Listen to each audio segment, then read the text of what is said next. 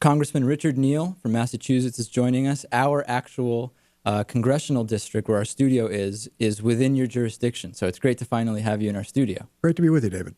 I want to start by talking and get your sense of the Republican social agenda that we've been covering extensively since January. And it's included everything from, quoting John Boehner, the high priority of redefining rape, defunding Planned Parenthood, changing rape victim to accuser, making healthcare more difficult to acquire for women.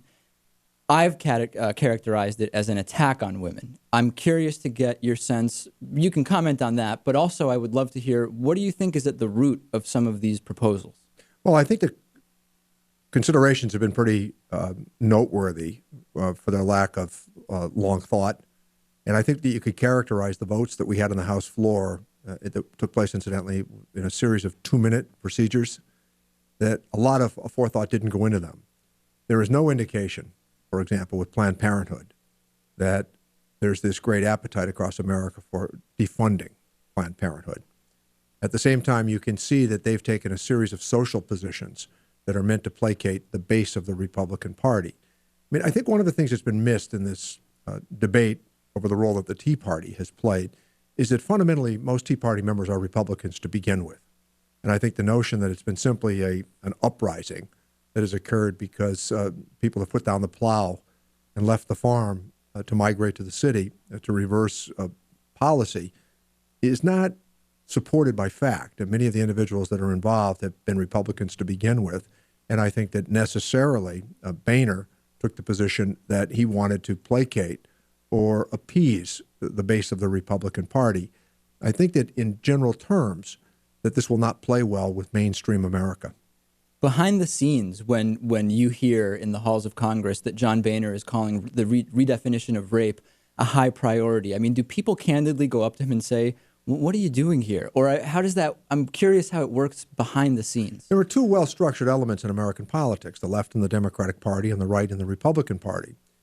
The difficulty is, as you can note by Barack Obama's current positions, that everything that President Obama says is meant to be reasonable so that it might appeal to suburban independents, because they tend to be the deciding factor. I mean, there comes a point in the election season where you've received every Democratic vote that you're going to receive, or you've received every Republican vote that you're going to receive, and then the rush is on to use the correct terminology for the purpose of securing independent voters, who overwhelmingly now tend to reside in suburbia.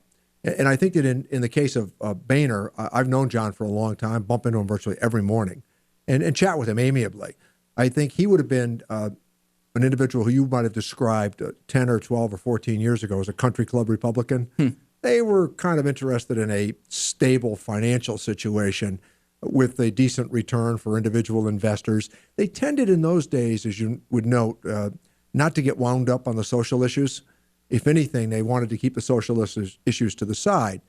But the nexus that began in the probably mid-'80s during the Reagan Revolution between urban Catholics and Republican conservatives literally changed the whole debate. And the result is that a Republican leader now, I think, feels as though they have to offer some sort of consolation to the base of the Republican Party. It's interesting you phrase it that way, because what we've been talking about here is, do I really feel like the Republicans who support what I would call bizarre or extreme proposals on the social side, do they personally feel strongly about them? Or do they feel that for whatever reason, whether it's because of who's given them money during their campaign or special interest groups that have supported them, that they, in other words, have to give the back end of the quid pro quo? I mean, does this really come back to the money? I think most of them want a marker. And let's be frank, I think that in many southern states, there has to be an acknowledgement of the role that the religious conservative plays in a Republican primary. Can a mainstream candidate for major office win saying, I am an atheist? Certainly not, in my judgment, coupled with the fact that it's prohibitive in the Republican primary. That's for sure.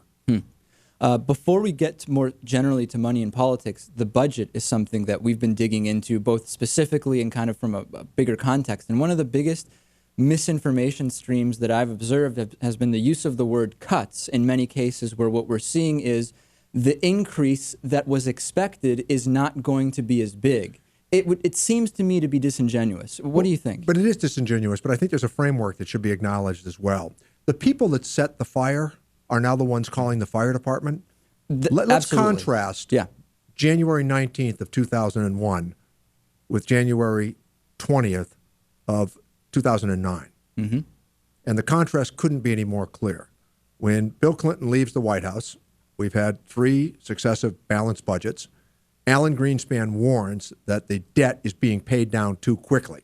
This issue of calling a cut something that's the isn't. point. But the point is, if you can get away with saying the tax cuts pay for themselves, as was popular theology during the Reagan years and Bush 2, because Bush 1 really didn't buy that. He had referred to it as voodoo economics.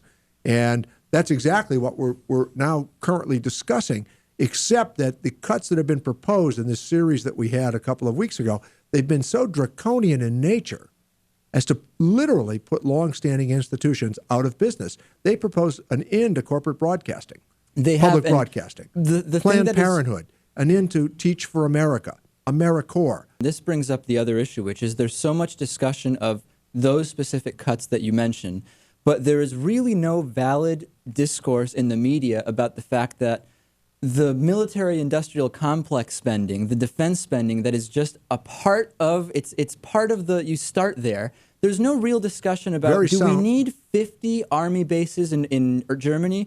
Maybe not 0, but maybe 40 would keep us safe. Well, but you're on to the right point, largely because of the following.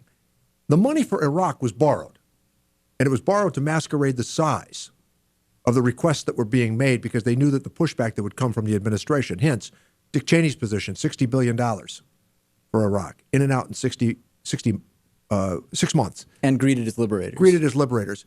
Oil reserves will pay for America's entry into the war. I mean, so much of that information was not only ill-considered, but I think meant to distract people from the real issues that were involved. Both, I mean, even, I'm surprised to say it, at one point Donald Rumsfeld proposed to both Democrats and Republicans, here's places overseas where we can scale down.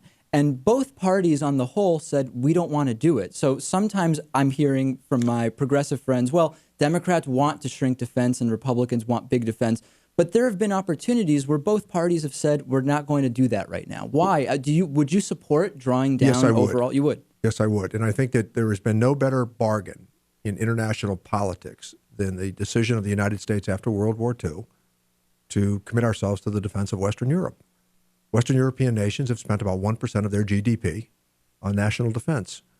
We've hovered close to 6 or 7%. And the public broadcasting funding we're talking about, these are drops in the bucket compared to what could be had. Minuscule amounts of money. And I don't think that's being really discussed. It's not being discussed. Money in politics. We were talking about net neutrality, something which is a small independent production, really could affect us in very specific ways, depending on which way it goes. Started researching, and Fred Upton from Michigan, who headed up the committee that wanted to explore, do we really need to impose these restrictions on companies like Comcast or not? Who funds Fred Upton? Comcast and Verizon and AT&T and even a lobbyist group, the NCTA, which, as if the Comcasts weren't strong enough on their own, they have their own lobby called the NCTA. And I'm thinking to myself, he has been bought. This is we know what the result will be of that hearing. And effectively enough, he said, I actually don't know we really need to be watching these companies like Comcast so much. Do you find something wrong with that system where those companies are giving him money and then he is holding a hearing about what should or should not they be able to do? Well, I probably refrain from questioning the motives, but I will say this. It's an example of what happens based upon your opening questions during this get-together. Fred Upton was a fairly moderate member of Congress until he decided that he wanted to be the chairman. I hear what you're saying. Let me go about it a different way. And not to pick on you, but because you're here, and we could do this with whoever we were interviewing. You're not going to have a better opportunity. Aflac has donated to you Liberty Mutual Insurance, Merck, Northwestern Mutual, Mass Mutual. From a complete layman's, I find someone on the street and I say, if I were to tell you that Congressman Richard Neal votes on issues related to health care, and here's 60,000 or so donations that he received from those who have a very specific interest in how those votes go. Is there not the appearance of a problem there? Well, I mean, there's a question of appearance, but I would also balance that very carefully by saying Liberty Mutual is a big employer in the state of Massachusetts. And in fact, they're in the inner city of Springfield, where they keep a steady presence. Mass Mutual on State Street has 4,800 employees, and I believe another 4,000 employees just across the state border in Enfield. I think the life insurance industry is a very good industry. I think that they sell very important products. And incidentally, Mass Mutual is not involved in healthcare insurance. I feel like we're a little bit going around the issue, and we can forget about the specifics of these donations. But do you believe that the system? I think it's important to talk about the system we have in place. I think it's important to talk about the role that money plays. In other words, the other day I was interviewing an individual who runs some so-called pregnancy centers in New York. He got very angry when I mentioned that they're actually unlicensed, and he hung up on me. But in that discussion, he asked, "Was I taking money from Planned Parenthood?" I'm not. We barely get any money from anybody.